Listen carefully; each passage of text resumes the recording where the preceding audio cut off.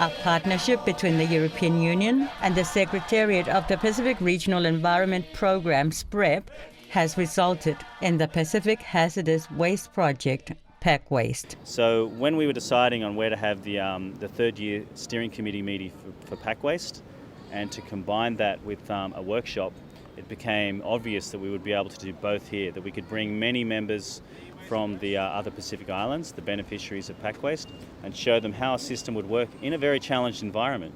Kiribati has a very dense population on a very small amount of land and with very finite resources. It is not so well resourced as many of its brother Pacific Island nations.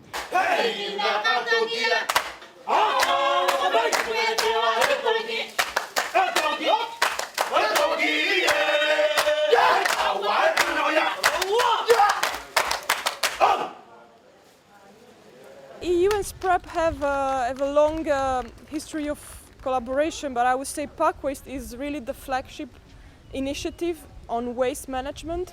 I think we have a very good partnership. We achieved a lot. We have a very good understanding of the needs, on the approaches, on the way of working together. So far so good, and we look forward to continue this fruitful relationship. Every year the members of all 15 countries are invited to come to the steering committee meeting, and we discuss what has been achieved in the previous year.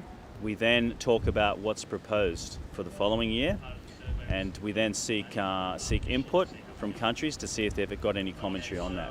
This PacWaste Steering Committee meeting also allows us Pacific Island countries to come here to network, to share the experiences. I mean, not only sharing the common issues, but also discussing the solutions on how to manage waste back in our own countries. And you know the three waste streams that the project addresses: healthcare waste, e-waste and asbestos, with an additional component on integrated adult waste management.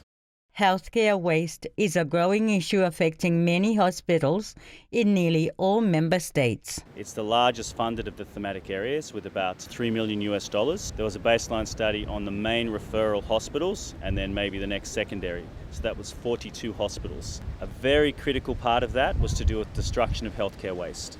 Anecdotally, we had reports that untreated healthcare waste went to landfills. Untreated healthcare waste might be unsecured around hospitals where animals and children had access, or that if it was being destroyed through incineration, that maybe that was at low temperature, which can produce other contaminants, which are subject to international convention.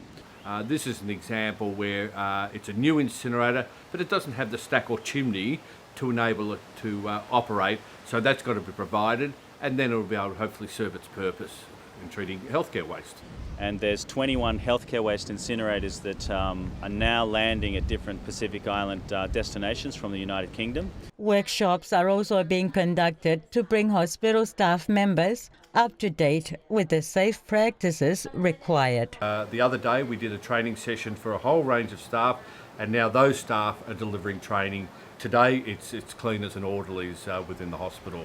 And now that'll be rolled out. These staff will go back to their wards and departments and implement hopefully better practices. Until the 70s and 80s, a very popular form of building material was asbestos. Asbestos has been used for a very long time by mankind, back in Greek times. It's fire retardant. You can use it as insulation material. So it was very, very useful because of these characteristics. However, asbestos, when it's airborne and when it's breathed into the lung and it lodges into the lung tissue, is a carcinogen, or also causes emphysema. WHO has stated that the only sure way to be safe from asbestos is to ultimately remove it. But currently, the challenge of removing all existing asbestos is a huge one. If you were to replace all of the asbestos that we found, it would be like $130 million. We have $2 million. So our priority is public areas, and where there's a lot of people, where there's the people who are most vulnerable. So that's schools and hospitals. Despite the challenge, PacWaste has a commitment to begin the safe removal and disposal of this deadly material throughout the region, including 4 public locations in Tarawa. There are lots of cans and plastic bottles in Tarawa. And yes, you can earn some money from them. All member states have some form of success in the recycling of waste. In Kiribati, bottles and cans are subject to a 5-cent import levy. 4 cents of that is given back to the community when they bring these items to the depot. The system pays for itself. I'm happy to run this place because I can make a profit from it. Government are happy because it costs them absolutely nothing. And the public are happy because in the course of a year we hand over approximately $250,000 for return cans and bottles. So everybody wins. It's a very simple system, but it works. Although not a PacWaste project, it offers an example of what can be achieved when all parties unite to achieve success. Learning from success would be an example of container deposit legislation in Palau, which is completely workable, which actually generates enough money that it's cross-subsidising other activities. A natural extension in recycling is the conversion of or electronic waste into marketable scrap. This is something new for most member states. So, what is e-waste? We are not talking about white goods, refrigerators and washing machines. This is your computer parts, phones, laptops, anything of that line. So electronic and electrical. If it's burnt because people are recovering copper, produces air pollutants that are very toxic, produces dioxin and furans which contaminates our environment and are subject to the Stockholm Convention. If it's dumped randomly as well, it contains many heavy metals which can leach into the ground and into the environment. It can end up in your food source. Yes, Kiribati has begun collecting e-waste. But what's the next step? It's about segregating them into those parts that are valuable, which can then be sent to Asia, to the US, to Europe, and they're very valuable. There is a big trade in e-scrap. E-scrap's the valuable components of e-waste. We cannot do just this job without the training, even if we give to the youths. Puneata's youth are very keen to start, but they currently lack the training. So it's just at the beginning. Some of these things here are now more established, lead-acid batteries and cans. We'll gradually move on and try and make these things established as well by running pilots in multiple countries. And so Kiribati is one of them, Palau will be one of them, Tonga, potentially Vanuatu and Solomons as well. Everyone's taking a memento, a bag. One small success story in Kiribati is the prepaid greenback system, now supported by New Zealand Aid. Examples such as the prepaid bag, which is occurring in Tarawa, which at 20 cents very much subsidises the collection of solid waste. And from what I read, goes from a collection of waste that was something like about 1% to having 60% of the population now participating. But all this waste, where does it go? Small island countries like Kiribati face a serious challenge. In general, the islands of Tarawa are only 2 or 3 meters above sea level and 500 meters across at the widest point. On such a small land space, where does solid waste get dumped? One answer in Tarawa has been the creation of 3 landfill sites, all of them on the lagoon side of the island. Waste being blown away into the 2 of these landfill sites are very much the babies of Harry Langley. He's a very passionate father figure. Yeah.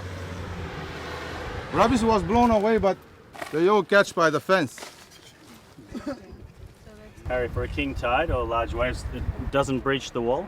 During the normal high tide, never yet. There's no smell, it's really good. One constant challenge faced by Harry and his team is the reliance on heavy machinery. On this occasion, the problem wasn't yet another flat tire. The problem now is the electrical part.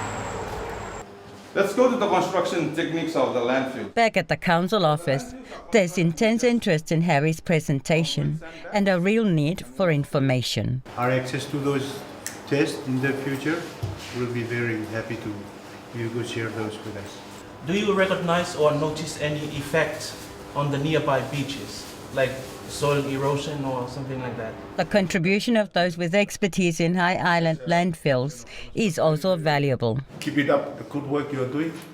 And I think we may steal you from some time to promote the this initiative in our friends in Tuvalu and other atoll islands that are facing the same problem. Very, very good work. Keep it up. There's also a component of twinning and we're creating specialist networks.